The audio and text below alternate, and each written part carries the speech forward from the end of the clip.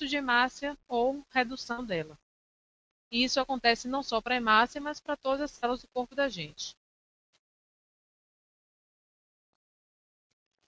Aqui um exemplo de anemia, que é chamada de anemia falciforme, porque as hemácias ficam com esse formato de foice. Aqui hemácia normal e hemácia falcêmica.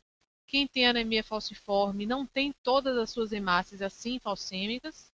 Então, na anemia falciforme, o indivíduo ele tem uma mutação na hemoglobina e quando existe baixa pressão de oxigênio, a hemácia se torna falcêmica. E aí, quando ela se torna falcêmica, ela fica mais frágil, menos flexível. E aí, depois de algumas falsizações, ela perde a capacidade de voltar ao normal. Então, nas crises de anemia falciforme, você pode ter lesão importante que pode levar a agravamento e óbito desse paciente. É interessante dizer que na criança que tem o gene da anemia falciforme, ela não tem nenhum sintoma até 6 meses de idade. Isso porque até 6 meses de idade a gente vai ter a hemoglobina fetal e não os outros tipos de hemoglobina. E na anemia falciforme, a mutação ocorre nesses outros dois tipos aqui, e não na hemoglobina fetal. Então, de maneira que mesmo que a criança nasça com a informação genética, com mutação para anemia falciforme, ela só apresenta sintoma depois dos 6 meses de idade, que é quando as hemácias fetais, a hemoglobina fetal, ela é substituída por essas outras duas hemoglobinas. E a hemácia fetal, hemoglobina fetal, ela tem uma maior capacidade de carregamento de oxigênio, mais do que a hemoglobina no adulto.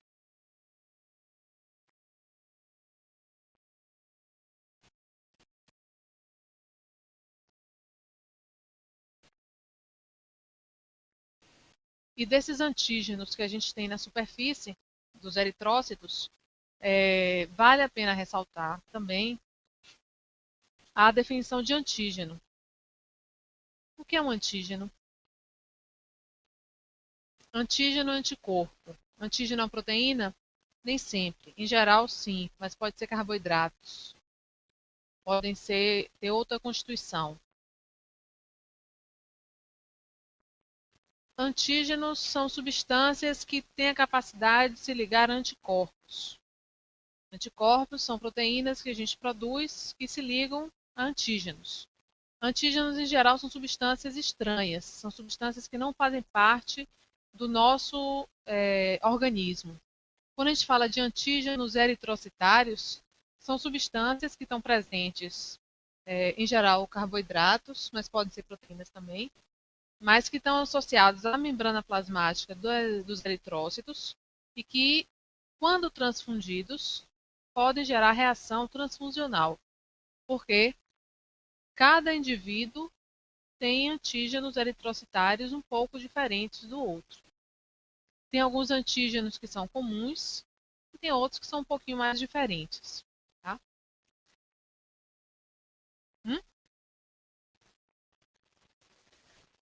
Daí a história dos grupos sanguíneos. Então, os grupos sanguíneos eles são divididos, os principais grupos são divididos no grupo ABO e no fator RH, mas existem outros sistemas, tá, de antígenos eritrocitários.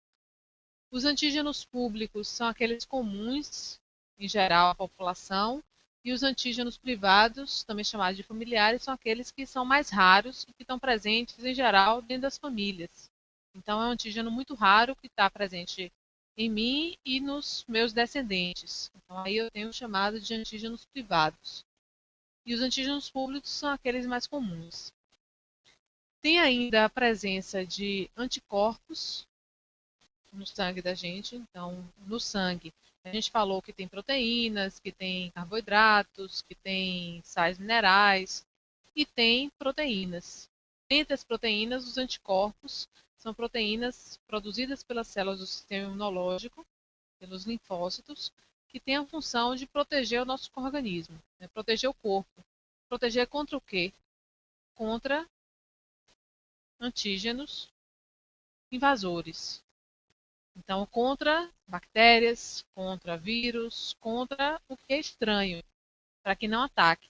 Só que alguns desses anticorpos podem atacar, por exemplo, o que é próprio, e aí você tem uma doença autoimune, é um defeito, como também pode acontecer a agressão através de anticorpos de um enxerto. Então você faz um transplante de fígado de um indivíduo para um segundo indivíduo, de um doador para um receptor. Quando você faz essa doação, quem está recebendo? Está recebendo seus próprios antígenos? Não. Está recebendo o de um doador, que é da mesma espécie. Mas a gente viu que pela meiose são pessoas diferentes. Se forem irmãos consanguíneos, tem diferenças. Se não for aparentado, tem mais diferenças ainda. Então significa dizer que a presença de antígenos nas células, de maneira geral, não só no sangue, mas na célula epitelial, na célula muscular, nas células de maneira geral, a presença de antígenos, a presença de proteínas de carboidratos de superfície, como a gente já viu na membrana plasmática, e essas proteínas e carboidratos de superfície podem funcionar como antígenos. Para evitar com que essa reação de rejeição aconteça, o que é que a gente faz? Antes de fazer um transplante, a gente faz testes de compatibilidade. A gente compara alguns antígenos de superfície que são muito importantes, HLA, por exemplo, que são muito importantes para ver se tem uma diferença muito gritante ou se tem alguma compatibilidade. Quanto mais compatível, menor a chance de rejeição. Quanto mais diferente, maior a chance de rejeição. Como a gente não vai encontrar nunca órgãos que são idealmente compatíveis, a gente só vai encontrar isso no caso dos gêmeos monozigóticos, aqueles que são formados a partir do mesmo zigoto. Só dessa maneira os órgãos eles não são rejeitados. Significa dizer que mesmo que haja uma boa compatibilidade, é importante que o receptor seja imunossuprimido. Então, você administra o imunossupressor nesse paciente para que ele reduza a resposta imune dele e, com isso, não rejeite. No caso do sangue, existe a presença de anticorpos também no sangue da gente. Todos nós, no sangue, temos anticorpos. Em geral, os anticorpos eles são produzidos quando a gente se expõe. É assim que funcionam as vacinas. Então, se você vacina contra a gripe, significa dizer que você administrou antígenos do vírus da gripe, de alguns vírus da gripe, que causaram a gripe na vez passada, né, no ano passado. E aí, quando você administra esses antígenos, você não vai permitir com que a gripe se estabeleça, porque você força o seu corpo a produzir anticorpos contra esses antígenos. E aí, se o vírus inteiro, se o vírus vivo invadir o seu corpo, tentar invadir o seu corpo, você já tem anticorpos pré-formados. Então, em geral, é assim que acontece. Você produz anticorpos depois que você se imuniza. Então, se você adoecer, pegar cachumba, cachumba não, é um exemplo bom, mas, por exemplo, rubéola, se você pegar rubéola, você, numa segunda vez, já vai ter anticorpos e não vai pegar uma segunda vez. Em geral, é assim que acontece. Esses anticorpos são chamados de anticorpos imunes. Existem outros anticorpos, que são chamados de anticorpos naturais, que não precisam dessa imunização, que eles já estão presentes no sangue da gente, mesmo se a gente não tiver sido exposto a esses antígenos. Então, esses anticorpos naturais, em geral, são do tipo IgM, imunoglobulina do tipo M, de grande tamanho e alto peso molecular.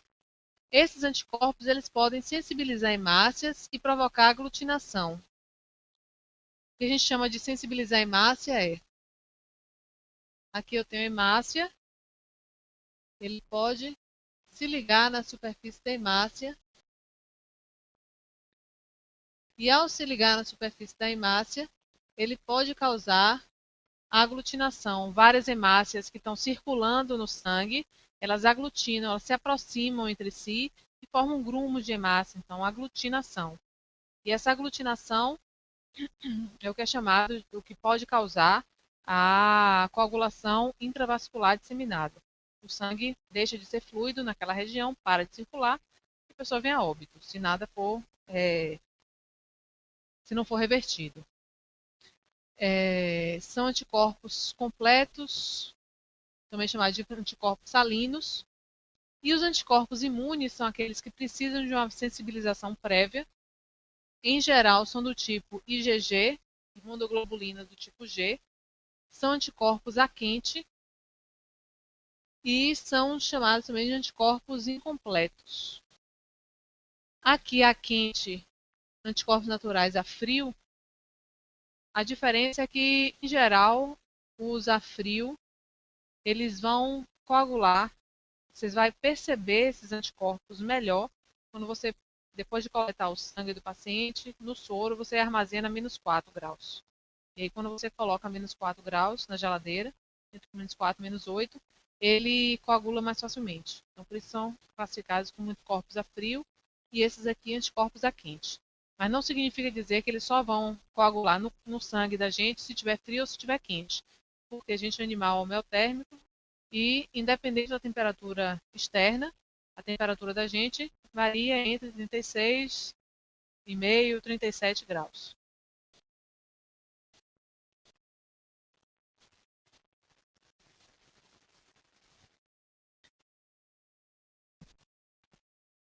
E na transfusão sanguínea, quando é que a gente precisa fazer uma transfusão sanguínea? Em que situação? Tem perda de sangue. Então, você perdeu sangue, teve um processo de hemorragia, foi uma cirurgia eletiva, mas que você perdeu sangue, ou você sofreu um acidente e perdeu sangue também, enfim.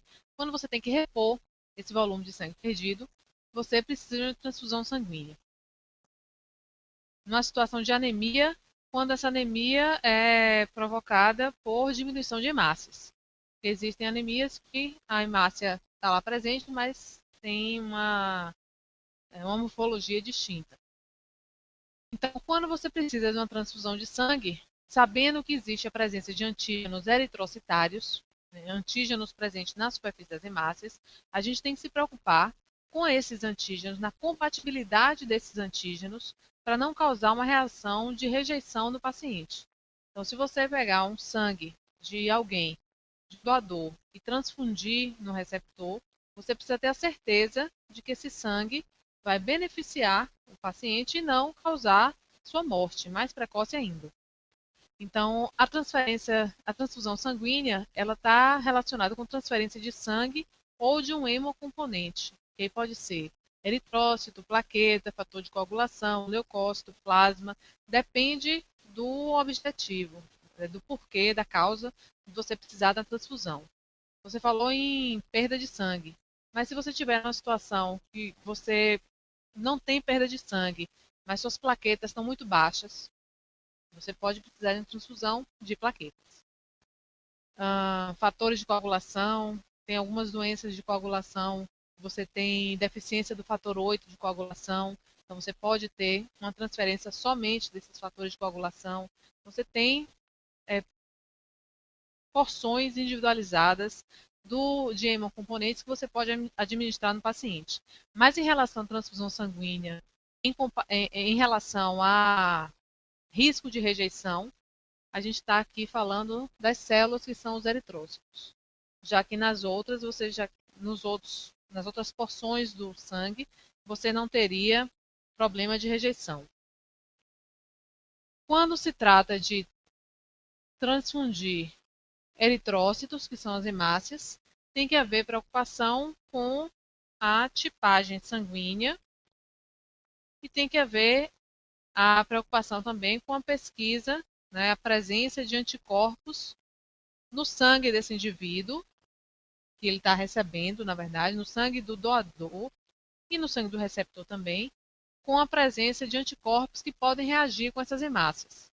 Porque se existir a presença de anticorpos que reagem contra a hemácia, também não é indicado esse transplante, essa transfusão.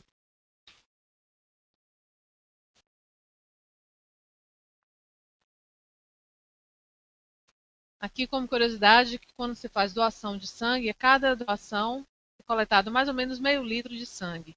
450 ml, mais ou menos 50 ml de sangue total. E desse volume que é coletado, gera uma unidade concentrada de hemácias, uma unidade concentrada de plaquetas, uma unidade de plasma e uma unidade de crioprecipitada. De maneira que você pode beneficiar 4 pacientes distintos com uma bolsa só de sangue. E essa unidade crioprecipitada tem fator 8, fator 8, fator de von Willebrand, fibrinogênio, fator 13 e fibronectina também. São alguns fatores que estão presentes no sangue, e em especial nessa unidade crioprecipitada.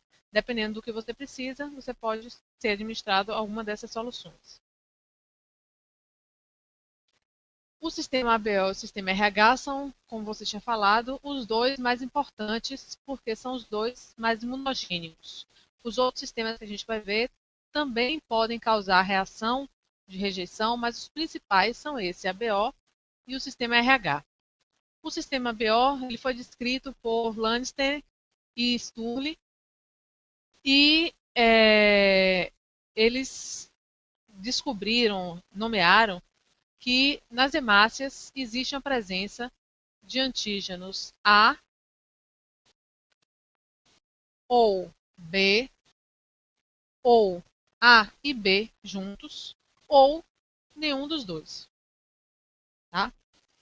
E que esses antígenos na superfície são chamados de aglutinogênios. A gente vou mostrar para vocês no próximo slide, mas existe a prova direta e a prova reversa para a gente ver se existem esses antígenos na superfície das hemácias e se existe a presença de anticorpos aglutinantes desses antígenos. O RH ele é maior, um sistema sanguíneo maior e mais complexo. Aqui a gente só tem A, B e o O seria nem A nem B.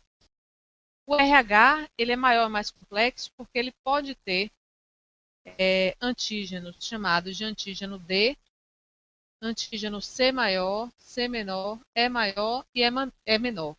Então, são alguns antígenos que estão presentes.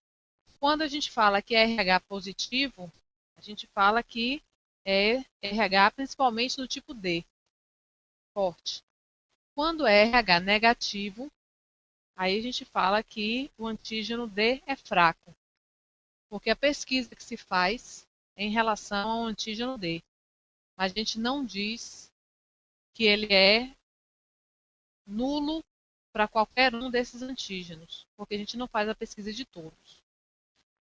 A doença hemolítica perinatal, reações transfusionais hemolíticas e nas anemias hemolíticas autoimunes, elas podem ser evitadas com a pesquisa do fator RH, mas na maioria das vezes essas transfusões, esses problemas relacionados aqui à hemólise estão associadas muito mais com RH do que com o grupo ABO.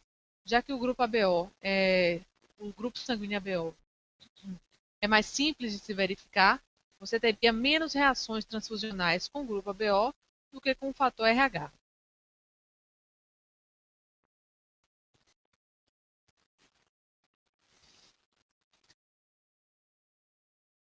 Essas imagens são imagens de aglutinação de testes de pesquisa de tipagem sanguínea por grupo ABO e fator RH.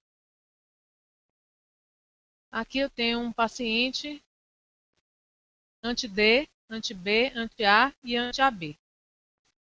Quando tem essa bolinha, como tem aqui, aqui, no final do tubo de ensaio, significa dizer que houve aglutinação. Se não formou esse botãozinho, não houve aglutinação. Então, aqui aglutinou, aqui não e aqui não. Quando você coloca o A e aqui foi colocado um pouco do sangue do paciente e o anticorpo anti-A. Quando você coloca o anti-A e aglutina, significa dizer o quê? Que ele tem o A ou não tem o A?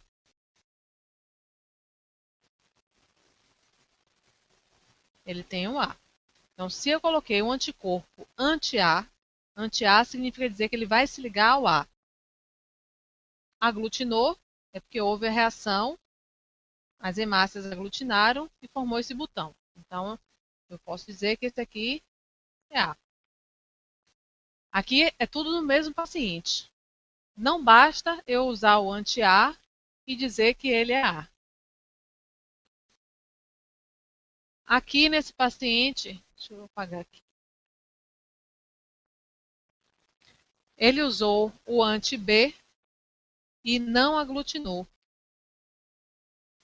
Se não aglutinou, ele é A ou ele é B?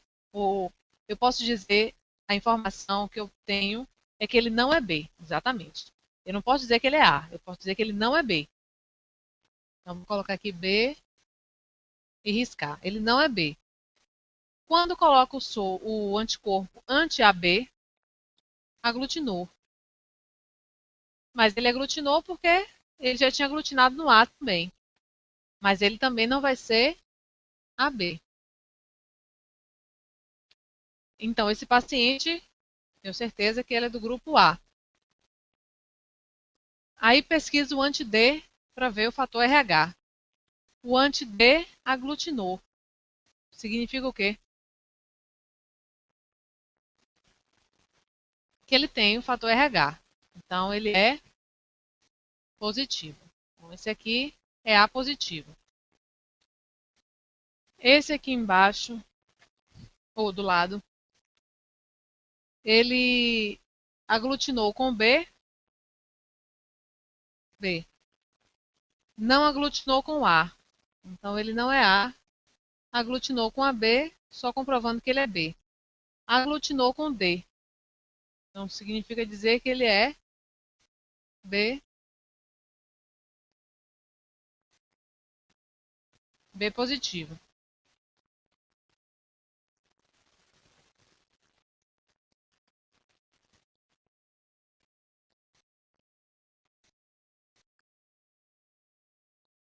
B positivo. E esse paciente daqui, ele não aglutinou com A, ele não aglutinou com B, então ele não é A e não é B. Ele também não aglutinou com a B, mas óbvio, se ele já não tinha aglutinado com A e nem com B, muito menos com a B. Então ele é O. O o quê? Positivo ou negativo? Olha o anti-D.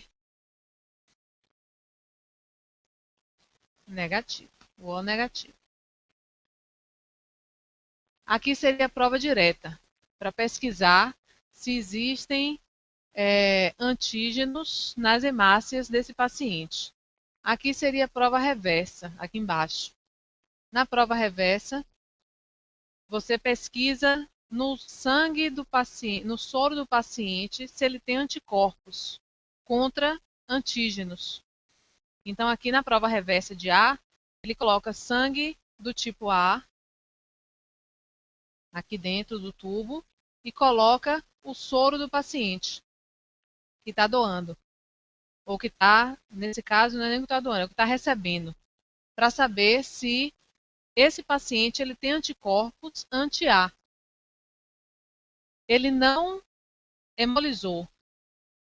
Se na prova reversa ele não hemolizar com sangue A, significa dizer que ele não tem anticorpos anti-A, certo? Então, provavelmente, ele é A. Vejam que contra B, ele hemolizou. Então, só provando de fato, é o mesmo paciente aqui, que ele é A. Aqui, como ele é B, quando colocou soro, né, o plasma dele nesse frasquinho contendo antígenos A, ou seja, hemácia de um paciente A, vai aglutinar. Por quê?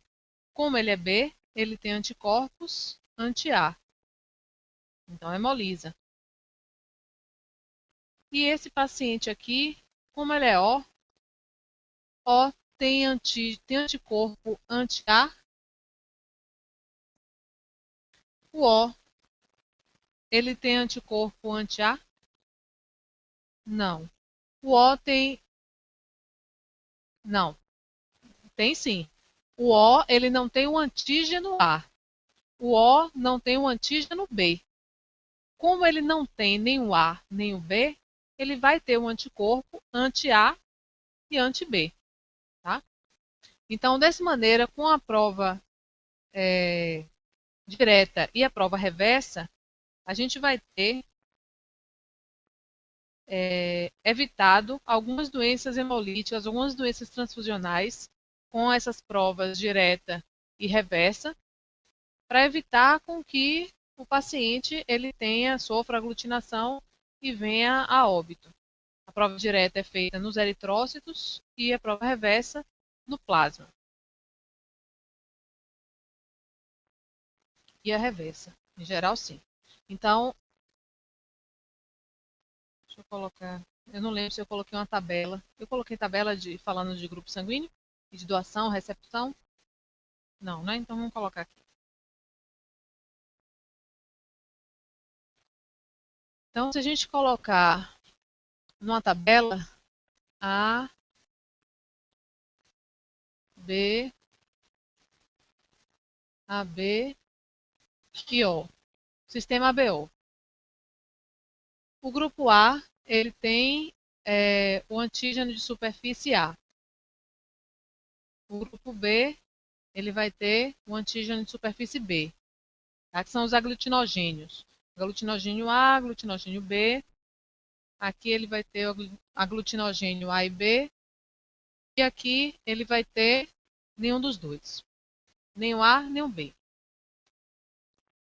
Em relação à presença de anticorpos, o A, ele pode ter um anticorpo anti-A?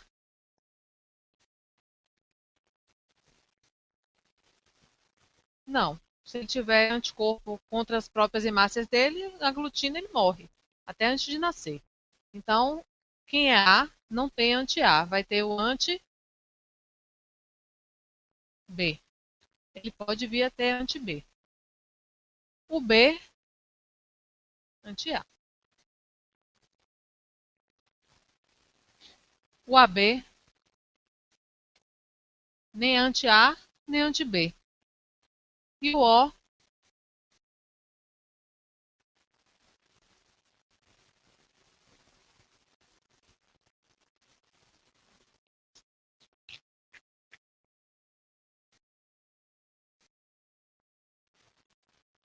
ele vai ter o anti-A e vai ter o anti-B.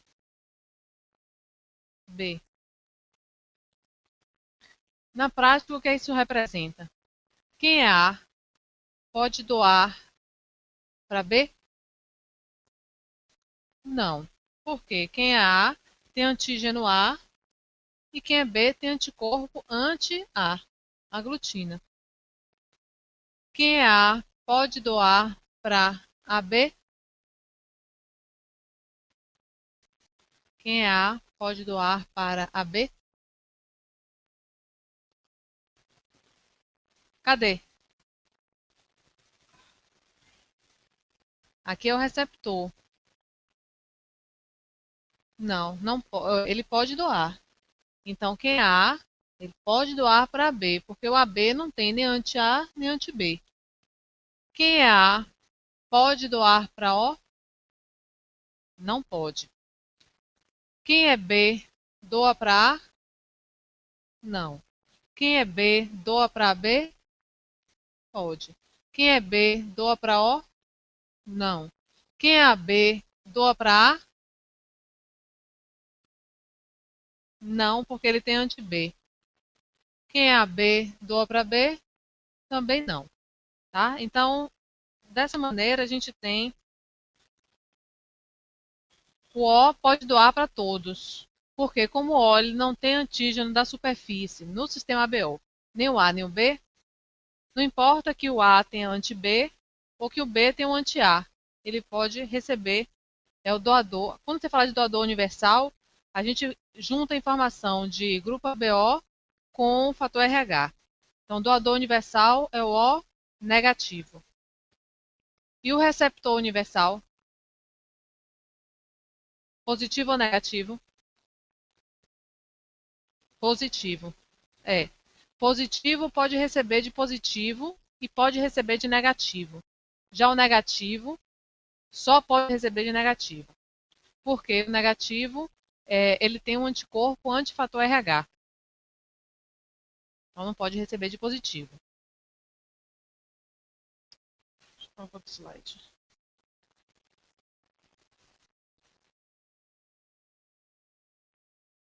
Então você tem aqui o grupo O. O doa para O. O doa para O. O doa para A. E A doa para A. O doa para B. Que doa para ele mesmo. O doa para AB. Que doa para ele mesmo. Além disso, o A doa para B e o B também doa para B. De maneira que você vê, quem está saindo a seta é quem está doando. O O doa para todo mundo. O AB está recebendo as setas. Recebe de todo mundo. Então, o O positivo, não. O negativo é o doador universal, enquanto que o AB positivo é o receptor universal. Tá? Em geral, você tem mais problemas em relação ao RH do que em relação ao fator, ao grupo sanguíneo ABO. Por quê? Ao sistema ABO. Porque os anticorpos do sistema ABO são anticorpos naturais. São anticorpos que estão presentes no sangue da gente, mas. Não, desculpa, não é esse não. É o RH, que são anticorpos naturais, que estão presentes no corpo da gente, mesmo sem a gente ser sensibilizado. Enquanto que os anticorpos anti-A, anti-B, são anticorpos imunes. Então, significa dizer que se na primeira transfusão sanguínea você receber sangue errado, imediatamente você não morre. Dependendo do volume a ser transfundido, óbvio, mas quando se faz uma transfusão, sempre tem um hematologista, alguém da equipe que está acompanhando, principalmente nos 30, 40 minutos iniciais da transfusão, para ver se existe alguma reação transfusional. Se existir qualquer reação transfusional, algum início, febre, perda de consciência, alguma coisa assim, você pode interromper a transfusão e a pessoa não vai morrer. Porque esses anticorpos eles começam a ser produzidos na primeira vez que você entra em contato com o sangue. Já o grupo fator RH são anticorpos naturais que já estão presentes no sangue. Então, significa dizer que se você transfundir errado um paciente que seja um sangue, que seja RH positivo num sangue, num receptor RH negativo, essa reação é mais rápida e aí é mais fácil o paciente vir a óbito.